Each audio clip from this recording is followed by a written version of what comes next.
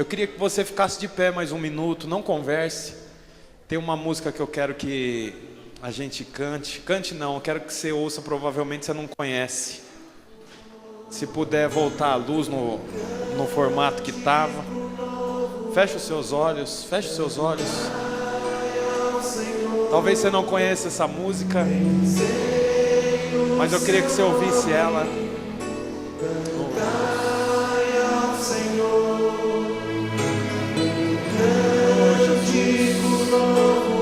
Nós queremos cantar um cântico novo, Pai, nessa noite. Se você não conhece a música, feche os olhos apenas.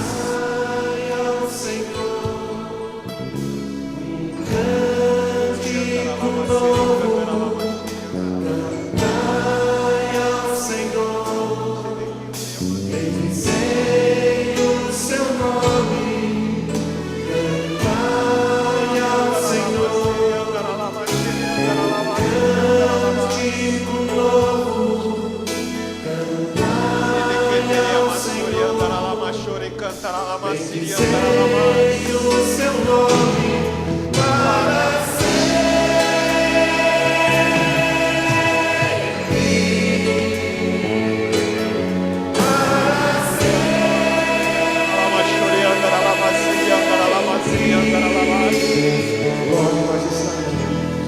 glória e majestade estão diante dele.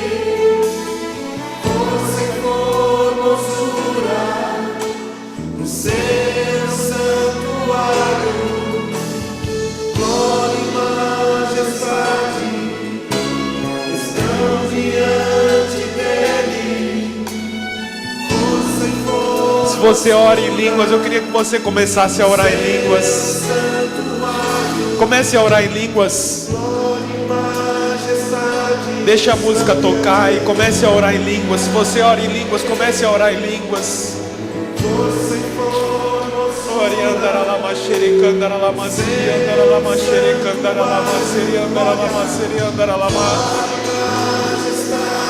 Vamos encher esse ambiente. Vamos encher esse ambiente.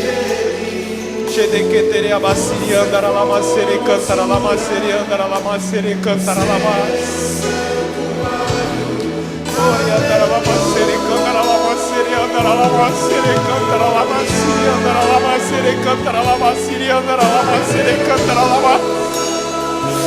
Oi andara lama sere cantara lama sere andara lama sere cantara lama sere andara lama sere cantara lama sere andara lama sere cantere mandaras. Oriandara la machere cantara la masiriandara la machere cantara la masiriandara la machere cantara la masiriandara la mas. Oriandara la machere cantara la machoriandara la machere cantara la masuriandara la machore cantara la masiriandara la mas. Oriandere amasiriandara la machiriandara la masiricandere amasiriandara la machere amandara la mas.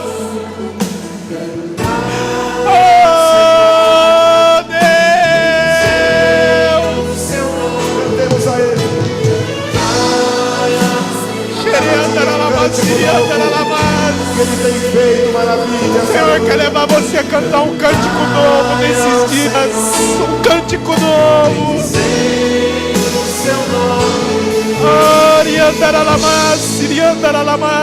Continue orando em línguas.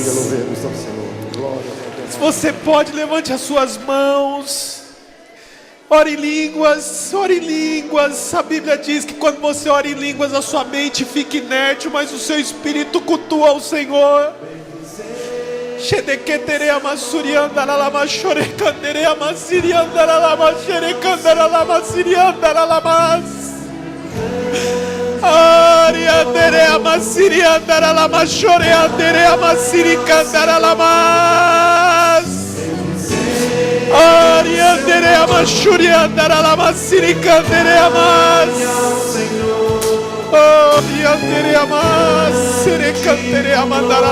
Deixa o Espírito mover, deixa o Espírito mover.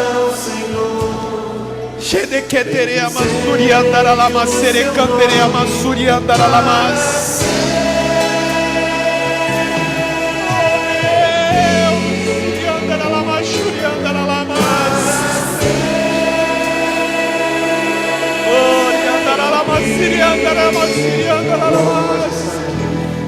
Glória e majestade estão diante dele. Oh Deus Santo, Força e formosura. Xerecandaralamasiri andaralamasiri andaralamasiri andaralamasiri andaralamasiri Majestade. Xerecanderiamas serecantaralamas. Senhor, nós entregamos ao Senhor esse período, Pai. Nós estamos aqui, Pai, porque nós cremos que o Senhor renovará nossa mente e levará essa igreja a cantar um novo cântico, Senhor. Um novo cântico, Deus. Um novo cântico, Senhor. Oh Deus, eu não sei o que isso significa, mas eu sei que o Senhor quer levar essa igreja a cantar um novo cântico, Senhor. Ori andaralamaxiri canterea mandaralamasiri cantaralamas. Oh Deus. Oh Jesus. Amém. Glória a Deus. Eu sinto que o Senhor quer fazer algo poderoso aqui. O Senhor quer renovar a sua mente, renovar a sua célula. Renovar a sua célula não, eu falei errado, é renovar a sua mente mesmo. Não pense que o Senhor vai renovar a sua célula não, Ele vai renovar a sua mente. É isso que o Senhor fala aqui no meu coração. Se você veio para cá esperando renovar a sua célula, você vai se decepcionar, porque Ele não quer renovar a sua célula, Ele quer renovar a sua mente. Romanos 12:2 diz assim que para você experimentar a boa, perfeita e agradável vontade de Deus, não é pela renovação da sua célula, é pela renovação da sua mente. E eu creio que é isso que o Senhor quer fazer aqui hoje, amém? Glória a Deus, pode sentar, se puder acender a luz. Deus bom, santo, poderoso. Você sabe que quando eu fui para Curitiba, embora, para começar o trabalho que nós estamos lá fazendo, nós saímos daqui, mudamos para Curitiba, dia 15 de novembro, acredito que foi, 12 de novembro. E daí a gente mudou para lá, só que a minha esposa, ela é uma microempresária. Nós dois, né, temos uma empresa. E ela precisava voltar para cá por conta do trabalho. E ela voltou para cá, assim que nós chegamos lá, nós ficamos juntos uma semana, 5 dias, e ela precisou retornar para São Paulo. E ela retornou e eu fiquei sozinho. Ficou eu e mais um irmão lá, que eu nunca tinha conversado com ele antes. O irmão foi para lá, estava desempregado. Ele foi lá para participar do último Filhos da Paz, a última reunião de Filhos da Paz.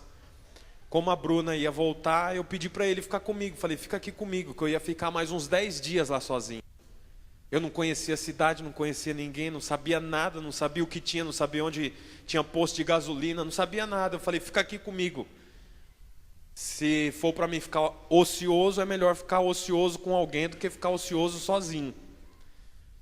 E nós ficamos lá e eu lembro que eu voltaria para buscar a Bruna numa terça-feira, que era o dia da reunião de pastores. E eu estava super ansioso para vir para a reunião de pastores. Afinal, fazia 17 dias mais ou menos que eu tinha mudado para Curitiba. E eu lembro que naquela semana eu estava super ansioso para vir, para ver os irmãos. Para os irmãos me abraçar, os pastores, perguntar para mim testemunhar. Eu esperava que seria um evento eu voltar, iludido. Eu lembro que eu voltei de carro, quando eu cheguei, eram umas 10 para as 9 da manhã, Eu acho que foi a viagem mais rápida que eu já fiz de Curitiba para São Paulo. Vim muito rápido, eu acho que eu não gastei 5 horas. E aí eu cheguei e os irmãos foram me cumprimentando como se tivesse me visto há 2 semanas atrás, que era o que tinha acontecido. Mas para mim eu esperava que fosse um evento. Pastor Bruno, como é que está a obra lá? E como é que está isso? Só que fazia 2 semanas que eu tinha ido. E eles chegaram e falaram: e aí, pastor, tudo bem? Tranquilo? Tranquilo. E aí, Bruno, tranquilo? E a esposa, tá bem? Tá bem. Aí eu falei: nossa, mas não devia ser mais acalorado, né, esse encontro?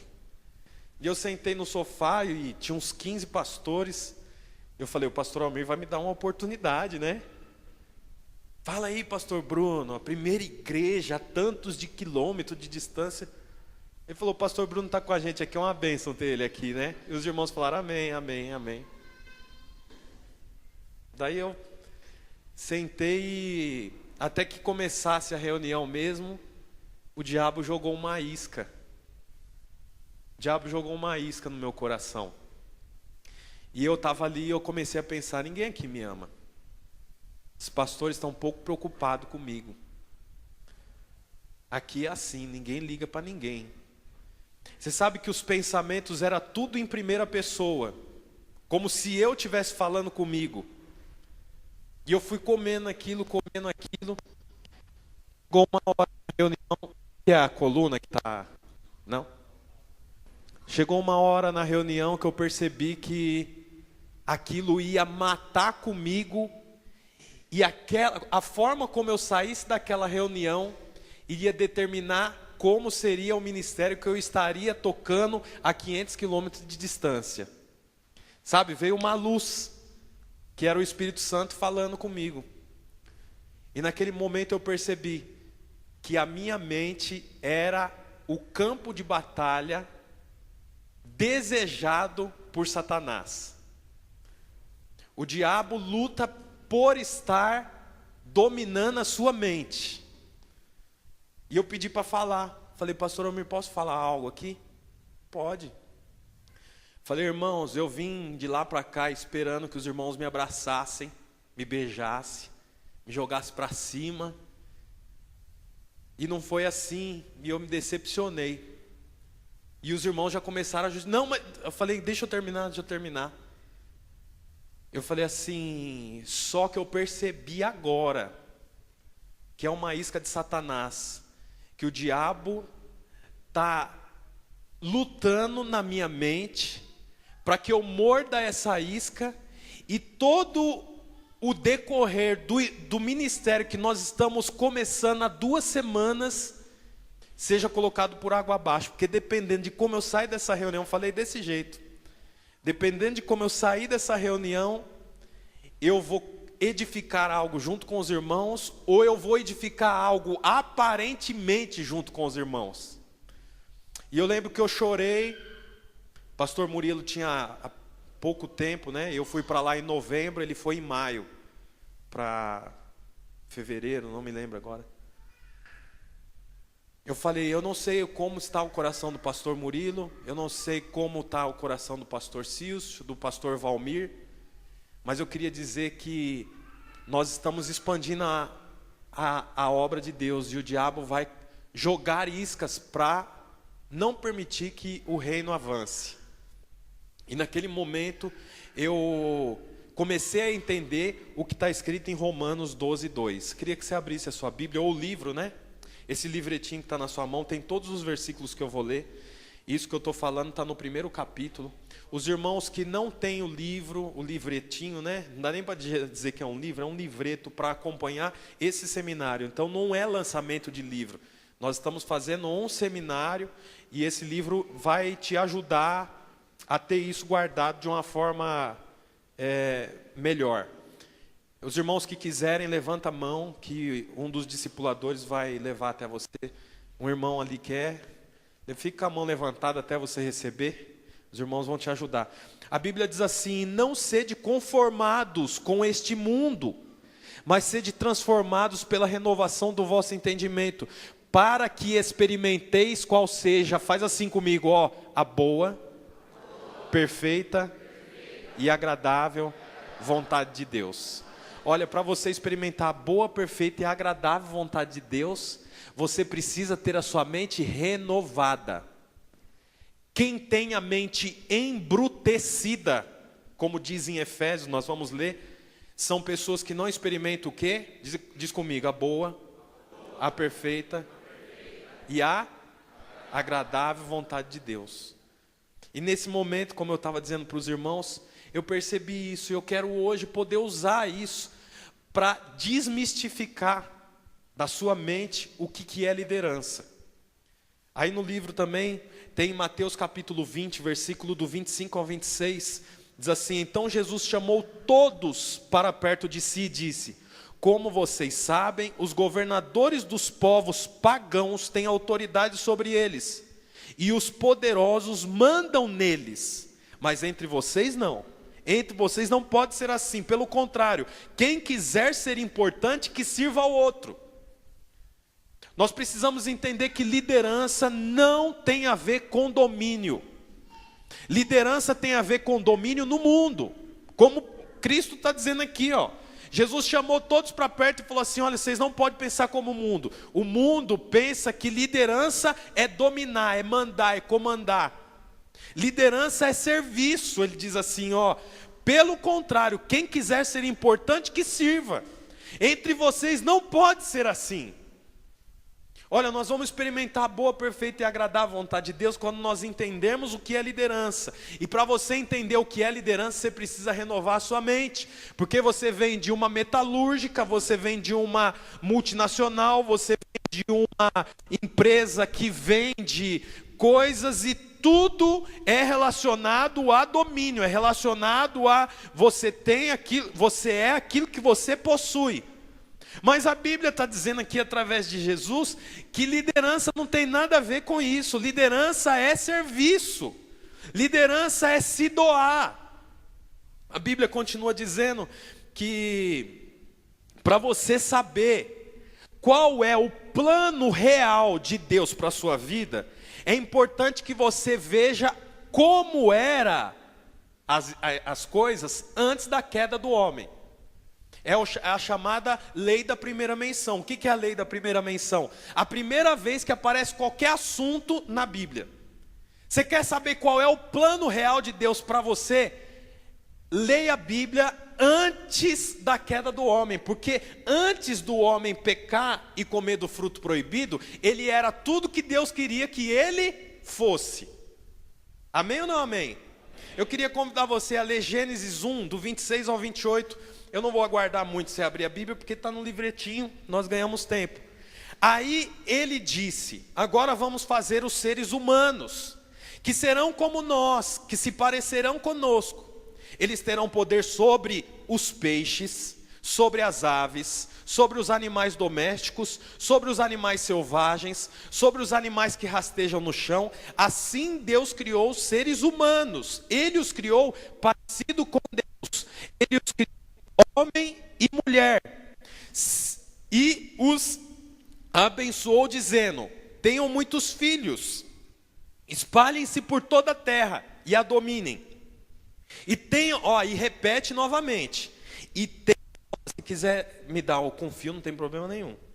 E tenham poder sobre os peixes do mar, sobre as aves que voam no ar e sobre os animais que se arrastam pelo chão. 2 vezes ele diz isso. É interessante esse texto. É interessante esse texto porque ele diz aonde que o homem iria dominar: sobre os animais, sobre os peixes, sobre as aves, sobre os animais selvagens, domésticos, sobre o ambiente. O homem poderia dominar sobre tudo isso. Mas é interessante, a Bíblia não diz que o homem deveria dominar sobre outro homem. A Bíblia diz que o homem deveria dominar sobre o ambiente, sobre os outros animais e sobre todas as coisas, mas não diz para dominar o homem. Por que você tem que renovar a sua mente? Porque dominar o homem não é o estilo de liderança de Cristo. O estilo da liderança de Cristo é servir. Lucas capítulo 22, versículo 26 diz assim: mas entre vocês não pode ser assim, pelo contrário, o mais importante deve ser como o menos importante, e o que manda deve ser como o que é mandado. Olha que interessante. Nós precisamos entender e renovar nossa mente, o nosso entendimento, que liderança não tem nada a ver com domínio. O Senhor disse para dominar sobre o ambiente. O que é dominar sobre o ambiente? Você deve dominar o ambiente onde há enfermidade. Sobre esse ambiente você deve dominar. Você deve dominar sobre o ambiente onde Satanás tem primazia. Sobre esse ambiente você deve dominar. Você deve dominar se o vizinho aqui do lado está criando caso por causa da igreja aqui. Sobre esse ambiente você deve dominar o ambiente. Orar, pedir para Deus lacrar a janela, não deixar passar som. Sobre o ambiente você tem poder. Mas sobre o vizinho você não pode exercer domínio, porque não é o estilo de liderança de Cristo. Quantos estão entendendo? Diga amém. O mundo lidera dessa forma. Se você, olha aqui para mim, se você liderar como o mundo lidera, você vai ter o mesmo resultado que o mundo tem.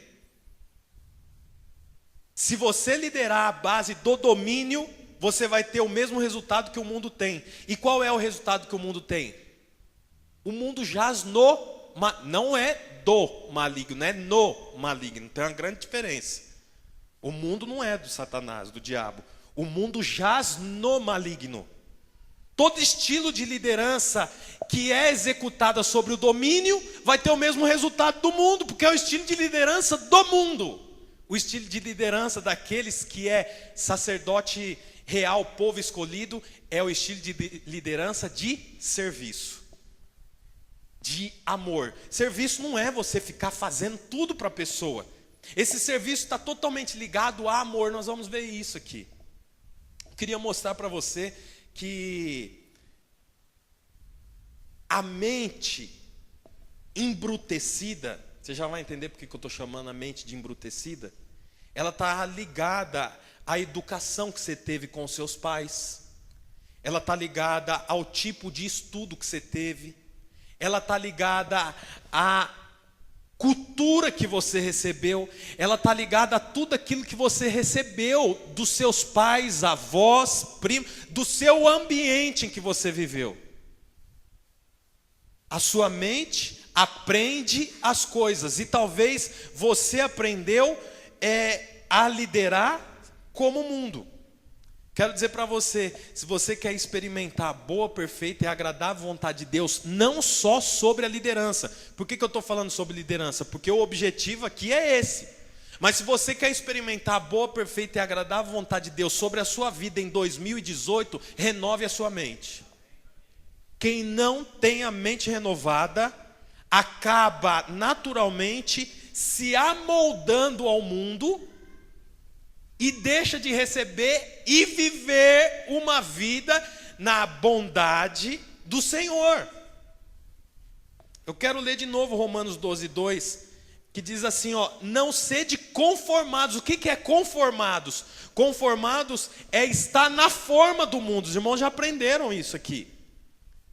Conformar é como quando você joga a massa do bolo numa forma, e quando você tira o bolo está conformado, ele está no jeito da forma. Se a forma é de coração, aquela massa vai estar conformada no formato de coração. Aqui a Bíblia está dizendo, não vos conformeis com este mundo, mas renovai a sua mente. Você percebe que há uma disputa. Aqueles que se conformam com o mundo que vive, com a realidade que vive, naturalmente não têm a mente renovada. Só tem a mente renovada aqueles que não se conformam com a realidade que vive, com o mundo que vive, com a forma como vive. Naturalmente, aqueles que não estão conformados caminham em direção à renovação da mente. Se você caminha em direção à renovação da mente, você caminha em direção à vontade perfeita e agradável do Senhor. Você está entendendo o que eu estou dizendo? É preciso que você entenda isso. Eu quero falar aqui para você alguns sinais de uma mente embrutecida.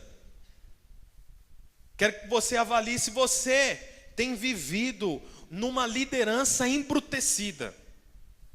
O primeiro sinal de uma liderança embrutecida é que aqueles que têm a mente não renovada, aqueles que têm a mente embrutecida, aqueles que vivem debaixo de um jugo do que aprendeu há anos. Eu conheci um rapaz, eu discipulei, consolidei ele foi na minha célula, eu era líder de célula. No dia do batismo dele, ele veio com um fumo amarrado no dedão com uma fita vermelha. No dia do batismo dele. Eu falei, o que é isso aí? Ele falou, não, é que eu tô com uma ferida, um corte, não lembro o que era, uma verruga. E minha avó falou que se eu colocar fumo e amarrar com uma linha vermelha, cai, seca, acaba. Eu falei, você tá louco? Vai batizar hoje, rapaz, é Cristo que vai te curar, não é fumo amarrado, não. Tinha que ser um fumo mascado, não estou brincando, amarrado numa fita vermelha. Por que ele faz isso? Porque a mente está embrutecida. E por que a mente desse menino de 16 anos está embrutecida? Porque a do pai está. E por que a do pai está? Porque a da mãe estava. Está entendendo? É como a história da menina que chega em casa e vê... aliás, o marido pergunta para a esposa, recém-casados, por que quando você vai cozinhar o frango, você corta ele e coloca metade do frango em uma panela e metade do frango em outra panela? Ela falou, não sei, sempre fiz assim, porque minha mãe fazia assim. Aí ele foi até a mãe, a sogra. Olha, ela cozinha o frango e parte no meio, põe metade numa panela e metade numa outra panela. Eu perguntei para ela por que ela faz isso, ela falou que faz porque via a senhora fazer. Aí a mãe falou assim, pois é, e eu faço porque eu vi a minha mãe fazer, a avó dela.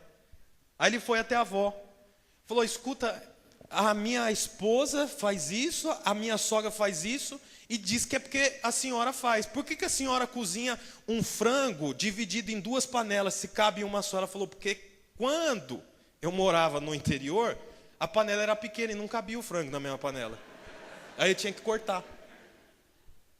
Olha, a mocinha lá ganhou um monte de panela no chá de cozinha. Mas ela continuava fazendo a mesma coisa. Por quê? Mente embrutecida. Aí você lidera sobre o domínio. Por que você lidera sobre o domínio? Porque você viu o seu líder fazer. E o seu líder viu o líder dele fazer. E o líder dele viu o discipulador fazer. E agora você lidera debaixo de domínio, de jugo, de peso. A liderança é pesada, é cansativa. E na célula é uma coisa. É porque você está com a mente embrutecida. Nós vamos resolver isso esses dias, amém?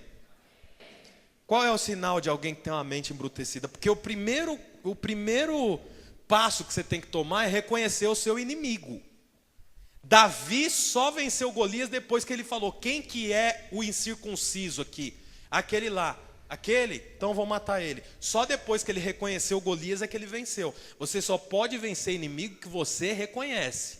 Enquanto você não reconhecer o inimigo, você não consegue vencê-lo. Vamos para o primeiro sinal aqui. Tornar-se filho da ira. Não é o Vini não, tá? Filho da ira. Os irmãos conhecem a pastora Ira? Sabe qual que é o primeiro sinal de uma mente embrutecida? Tornar-se filho da ira. Quero ler um texto com você, está em Efésios 2:3, diz assim, entre os quais todos nós também antes andávamos nos desejos da nossa carne, fazendo a vontade da carne e dos pensamentos, e éramos por natureza filhos da ira. Olha que interessante. Pessoas que andam com base na vontade da carne e nos seus pensamentos, pensamento é mente, se tornam o quê? Filhos da ira. O que é filhos da ira? O que significa isso? Significa exatamente uma liderança que não ama. Uma liderança que não age com base na compaixão. É uma liderança que age na base da lei, do peso. Você não sensibiliza alguém a vir no culto para sair daqui cheio de esperança. Você quer que a pessoa venha no culto porque ela é da sua célula e você quer a célula inteira sentada naquele canto, todo mundo junto, de mão dada, cantando junto. Vou mudar de lado, senão alguém pode pensar que... Aí você quer que venha todo mundo, mas você não está preocupado se a pessoa vai sair daqui cheio de esperança, com amor, com vida, com paz, tocado pelo Espírito Santo. Você quer o quê? Que ela venha para você mostrar, para você dizer, para pôr no relatório, para depois chegar em casa e falar, consegui, veio os 8 hoje. Sabe o que é isso? Mente embrutecida. Vive com base na ira. Se tornam filhos da ira. O apóstolo Paulo fala em 1 Coríntios 13 que existe alguns caminhos para a edificação da igreja. Você conhece o texto? 1 Coríntios 13 fala sobre o verdadeiro amor. O que ele é, o que ele faz e o que ele não é. Olha aqui para mim. 1 Coríntios 13 diz o que o amor é, o que o amor faz e o que o amor não é. Não necessariamente nessa ordem. E ele fala que você pode edificar uma igreja orando em língua, você pode edificar a igreja com profecias, você pode edificar a igreja com palavras de conhecimento, você pode edificar a igreja desse jeito.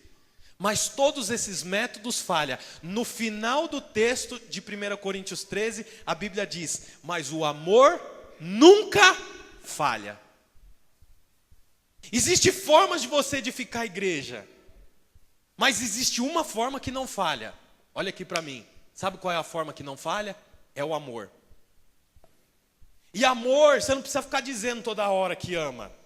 Amor, você não precisa mandar mensagem toda hora. Amor, você mostra, mostrando a importância que a pessoa tem para o reino, a importância que a pessoa tem para você, a importância que a pessoa tem para estar do seu lado, a importância que a pessoa tem para estar junto com você. Olha, aqueles que têm uma mente embrutecida, infelizmente se tornam filhos da ira. Falta amor. Falta compaixão. Você sabe o que é compaixão? Se tiver com a caneta, escreve aí, compaixão. Igual a se colocar no lugar do outro. Mente embrutecida não permite você se colocar no lugar do outro. O irmãozinho teve relação íntima, você condena, pesa, cansa em cima dele. Deus vai pesar a mão.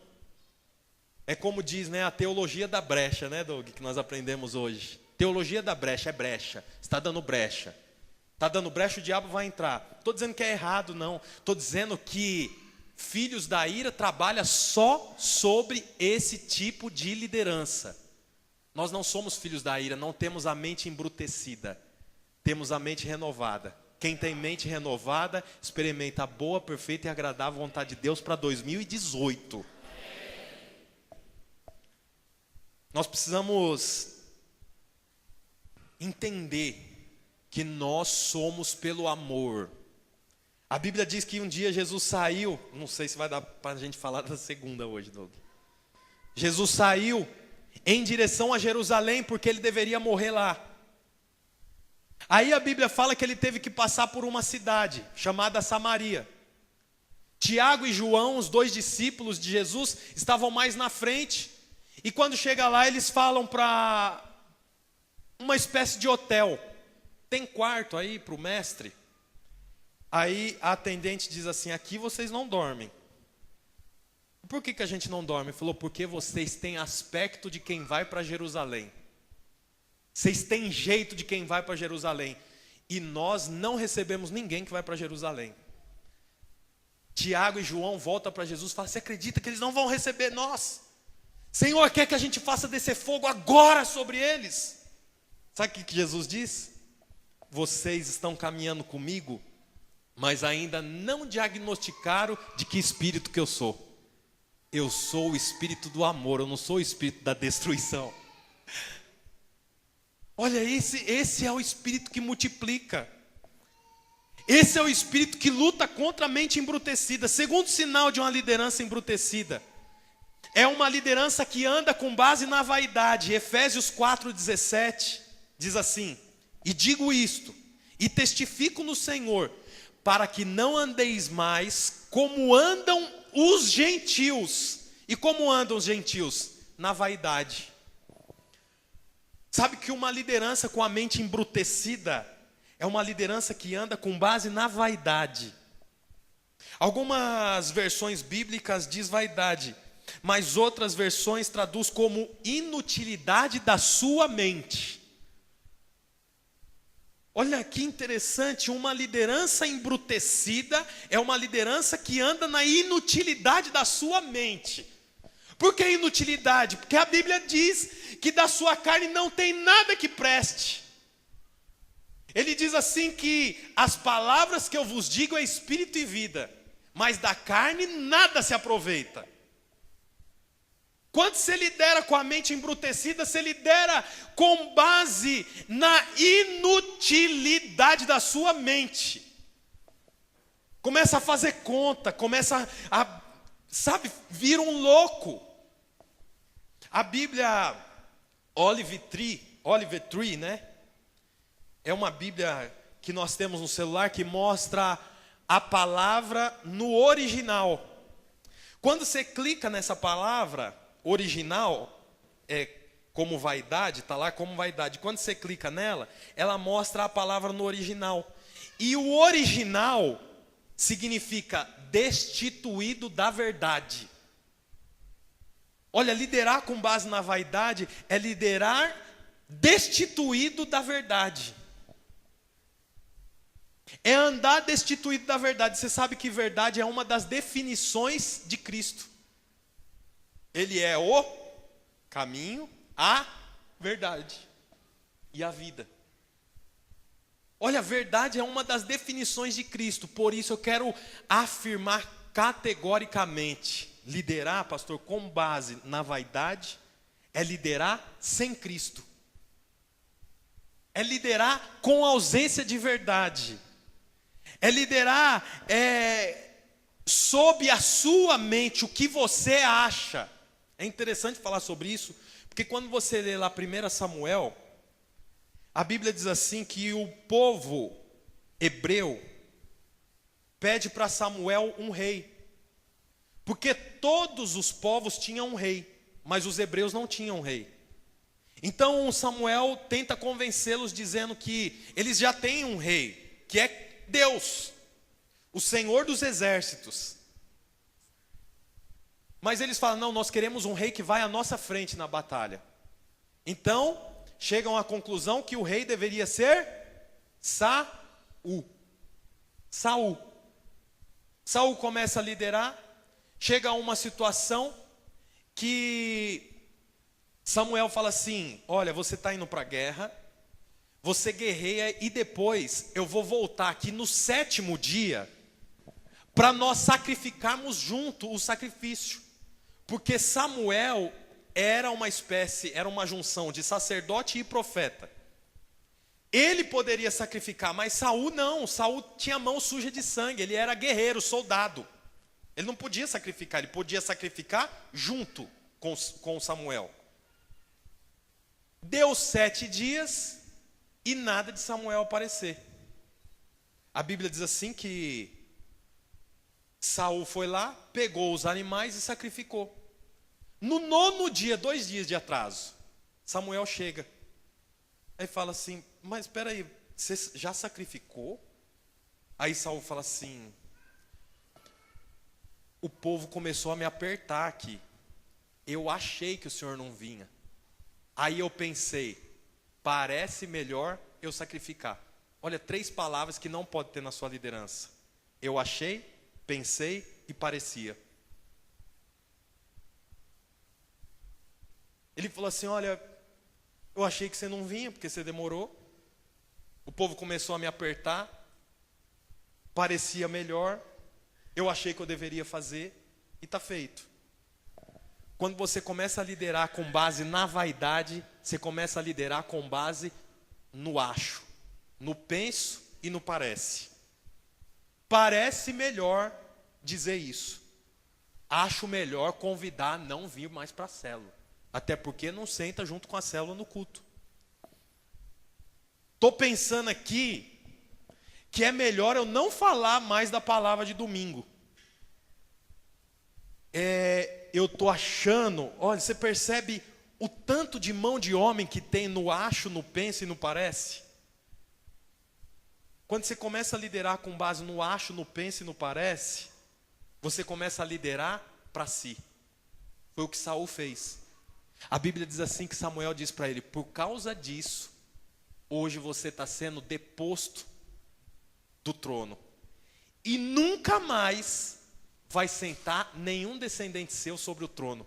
Sabe por que Saul perdeu o reinado e comprometeu uma geração? Porque ele achou que parecia e pensou que deveria fazer. Por causa disso. Sabe que quando você começa a achar demais, quando você começa a andar com base no seu pensamento, você começa a decair. Você começa a andar com base na justiça própria. Eu acho, eu penso, me parece melhor. Olha que absurdo. Em nome de Jesus, irmão, não estou dizendo que você deve ser, com o perdão da palavra, vaquinha de presépio, que fica só assim, aqueles cachorrinhos que vai no porta-mala do carro chacoalhando a cabeça. Não estou dizendo isso não. Eu estou dizendo que você deve andar com base na palavra. Aqueles que andam com base da palavra não erram. A Bíblia diz assim que Josué debruçava sobre a palavra de dia e de noite.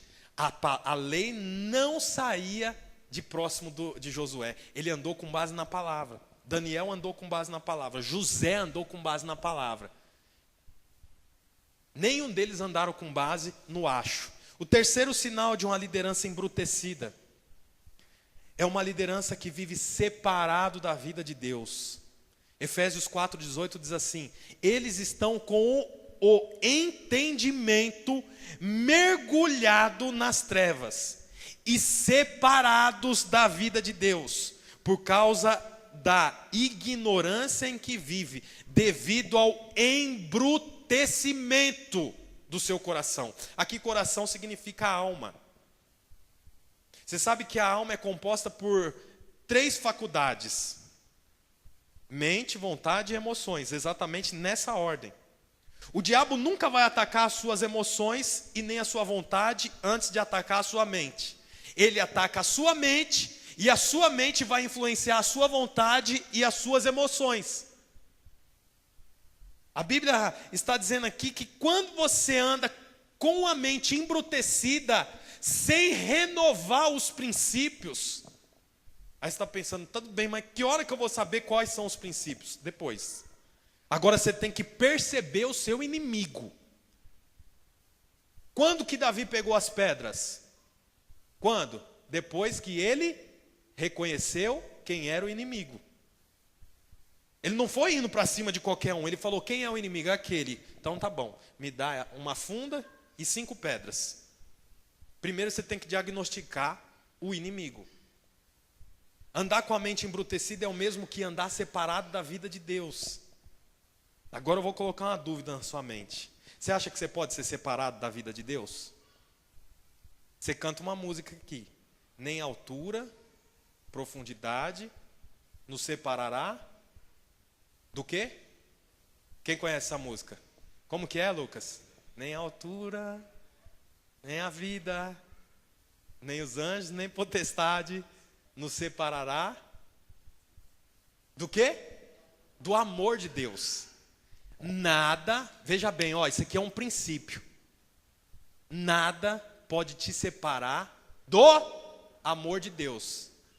Mas uma mente embrutecida te separa da vida de Deus.